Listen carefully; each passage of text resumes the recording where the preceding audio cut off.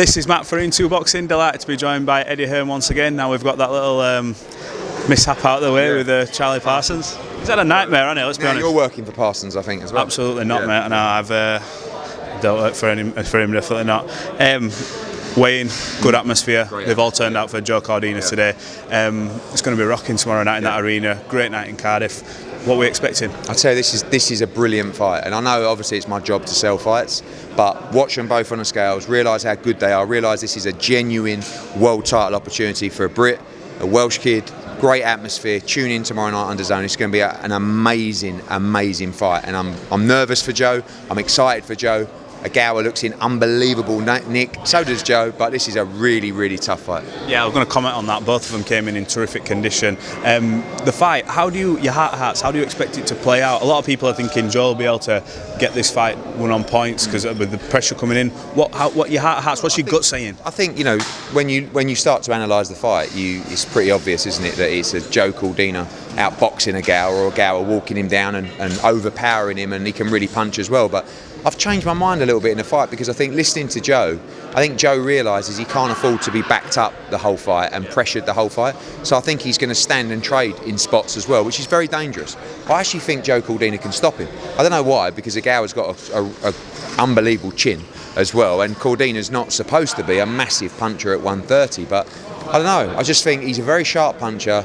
He's in the form of his life, the shape of his life, and I just think you're going to get a special night tomorrow night, and something special in the ring between those two. It should be a great fight. Yeah. Right, coming on to yesterday, you had an epic performance yesterday. I've done unbelievable numbers for you guys yesterday, all of you. I mean, you should all be saying to me thank you. You should let me have the day off today, really. I mean, it's been a year and a half, and you've retweeted something, so exactly. I appreciate it, mate. Yeah. But no, on Twitter this morning, Chris McKenna put something about Conor Benn returning possibly against Keith Thurman. Conor told me yesterday it was an offer rejected by Ramirez. Steven Espinoza commented on that straight after it and put basically that they're using Thurman's name just to draw attention on a fight that will never happen. What do you? I have absolutely no idea what Steven Espinoza has got to do with Conor Benn and me. But Thurman? But look, at the end of the day, Thurman. I believe Thurman's not under contract to Showtime. Yeah. So I don't know. I mean, these guys. It's like I saw an article last night about Lou DiBella. Like Lou DiBella's promoting an undisputed fight in Australia, and they're talking about me. Like, it's madness. And now Espinoza's talking about Conor Benn. I mean, actually, it's great that the head of Showtime is talking now about Conor Benn. Shows you how good Conor Benn is. So we're not using Keith Thurman's name. We're not really in negotiations with Keith Thurman. We've had a couple of talks with their guys, but I talked to their guys, Louis DiBella, about 4 or 5 welterweights. I spoke to him and asked him if Maris Barros would fight Conor Benn, which he said no, because he wants an easier fight. Understandably, he's had a tough run. So I speak to those guys all the time. So not trying to hype up Conor Benn, but thank you, Steven Espinoza, for worrying about our business once again. And yeah. Where are we at with Conor Benn and his opponent? I've spoken to him. He wants to get out September, I think. What opponent? September will be the date. I'm not going to say too much because we're working on a lot of big fights for him. And I think you won't be disappointed with the outcome of that. Right, let's move on. You mentioned Lou DiBella. I saw the article, same one you've just mentioned, where he's gone off on your comments about saying he's had no promoter. Look, Leonard Ellaby's one thing, but Lou DiBella's. I don't want to. Lou's vulnerable. Like he's like this. Yeah, I mean, I don't want to get him going because he won't be able to handle it. And I actually like Lou a lot, but he is like 1 minute he's screaming on the phone, calling me names. The next minute we're having a nice chat. So he's just like that. So I don't mind having a little bit of fun with Leonard, but I'm going to leave Lou alone. And the same with Oscar. I'll leave Oscar alone as well, because these, like, emotionally they're very weak, and I just don't want to be the one that takes advantage of that. So. But I thought you and Lou at some point, you've done business together. You speak.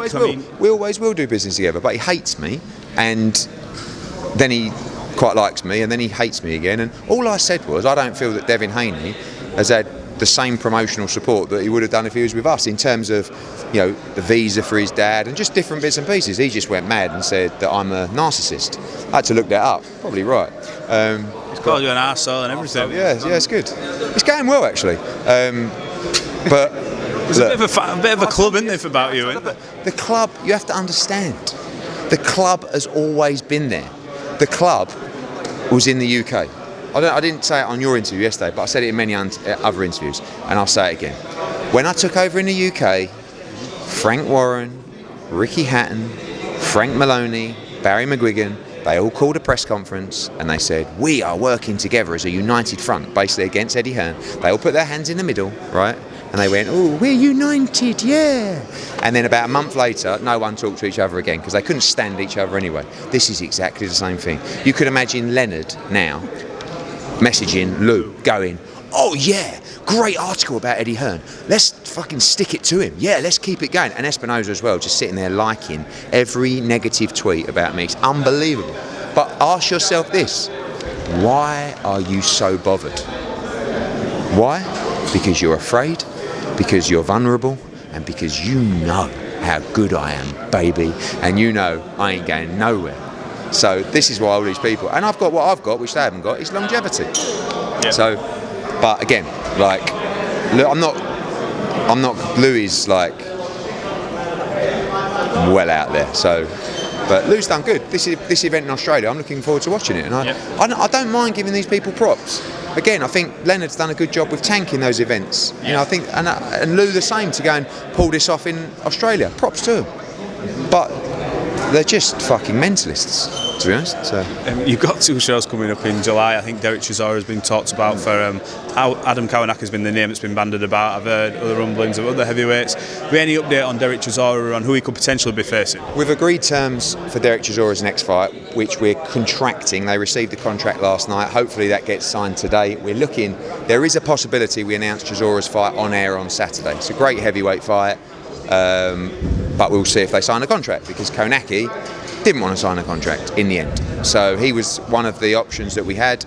We agreed terms with Konaki, but he wouldn't sign a contract. We've agreed terms with the next opponent. Now hopefully he signs a contract. Who's the other show? What's the other show? You mentioned you've got 2. What we're looking at? I mean, we've literally got like 20 fighters to get out. So we're finalising the one of July 9th, which will be Chisora, and then the other one end of July or first week of August will be the other show, which we'll also announce next week. Not spoke about Katie Taylor for a while. I know there was talks about doing a big show in Ireland, 80,000 at Croke Park. Has there been talks about a Serrano rematch or Holly Holm? Yeah. Where are we at with that? I mean, look, I'd like to do the Serrano rematch. I don't think they really want that fight, to be honest with you. I think they'd like to give her a couple of other fights, but we are going to make them an offer. We've had good chats when we get on well with Nikisa and Jake Paul. I just don't know whether Amanda wants to go straight into that fight. We'd love to do the rematch, and it's there, and like, not saying that we don't have to offer it a rematch, but as champion we don't have to offer it a rematch, but we want to, because it was such a brilliant fight and we'd love to do it again. But if she doesn't want to take that fight, there's not a lot we can do.